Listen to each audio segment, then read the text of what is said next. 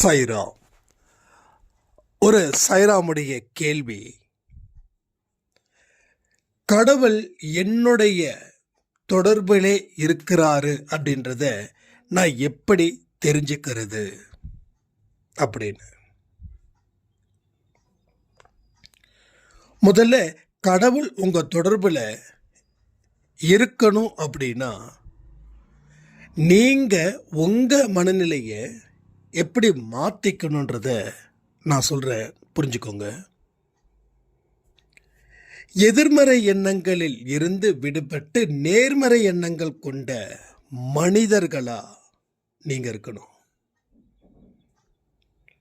உண்மையும் நேர்மையும் உங்களுடைய இரண்டு கண்களாக இருக்கணும்.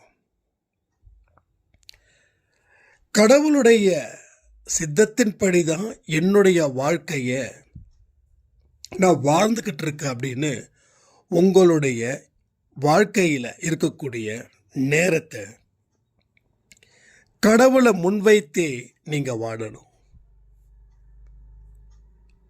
எந்த ஒரு செயலை செய்தாலும் அது கடவுளுக்கு சமர்ப்பணம்னு நினச்சி நீங்கள் செய்யணும். வெற்றி வந்தாலும் தோல்வி வந்தாலும் கடவுளுக்கு நன்றின்னு சொல்லணும். இந்த மாதிரியான மனநிலையில் நீங்கள் உங்களை தயார்படுத்தணும். இப்போ தயார்படுத்தினதுக்கப்புறம் உங்கள் வாழ்க்கையில் என்னென்ன மாற்றங்கள் வரும் தெரியுமா? ஒரு சாதாரண விஷயத்துக்கு கூட கடவுள் உங்கள் கூடவே இருந்து உங்களை கைட் பண்ணுறது போல சில விஷயங்கள் நிறைய நடக்கும்.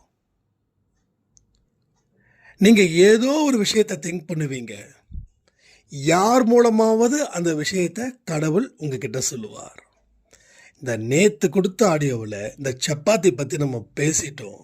நிறைய பேருக்கு சாய்ப்பா வந்து சொன்னது போல இருந்தது, சப்பாத்தி சாப்பிடலாம் இனிமே தோசை இட்லிக்கு பதிலாக அப்படின்னு நான் நினைக்கிறேன். நான் நினச்சதை வீட்டில் சொல்லலை.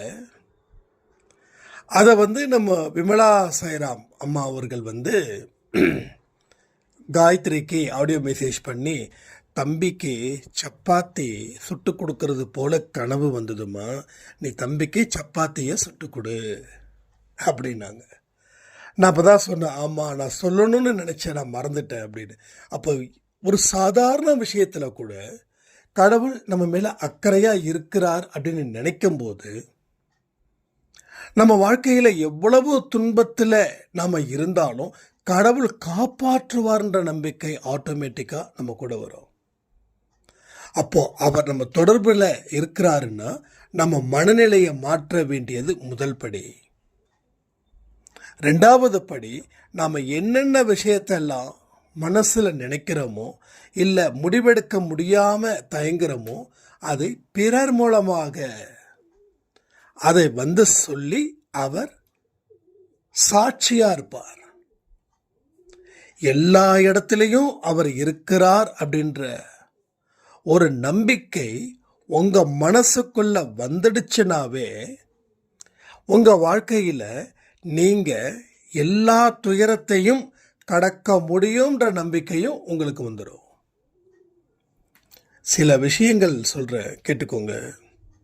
நம்மால் முடியுன்றது 50%. அதுக்கு பிரார்த்தனை தேவையில்லை. ஆனால் இன்னொரு 50% கடவுளால் மட்டும்தான் முடியும். அதுக்கு பிரார்த்தனையும் கடவுளுடைய வழிபாடும் நமக்கு முக்கியம். வழிபாடு வேறு, பிரார்த்தனை வேறு. பிரார்த்தனை நம்ம குறைகளை சொல்கிறது, வழிபாடு கடவுளை புகழ்ந்து பாடுவது. ரெண்டுத்தையும் கன்ஃபியூஸ் பண்ணிக்க கூடாது அன்பே சாய் குடும்பத்தில் இருக்கிறவங்க. அப்போ இதை எல்லாத்தையும் நீங்கள் சரியான முறையில் செய்ய செய்ய உங்கள் வாழ்க்கையில் பலவிதமான பலமும் பலவிதமான வெற்றிகளும் உங்களை தேடி தேடி வரும். அதனால் தெய்வம் அப்படின்னு ஒன்று இருக்குது. அந்த தெய்வத்துக்கு தேவையானவைகளை நாம் மனதளவில் செய்து நம்மளை தயார்படுத்திக்கணும். ஸோ நம்ம கர்மாக்களை நாம் பலகீனப்படுத்தணும்னா கடவுள்கிட்ட நாம் பலமாக இருக்கணும்.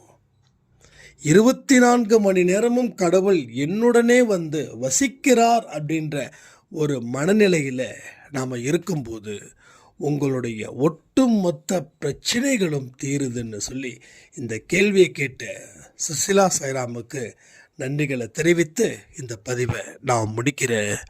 ஜெய் சாய்ராம்.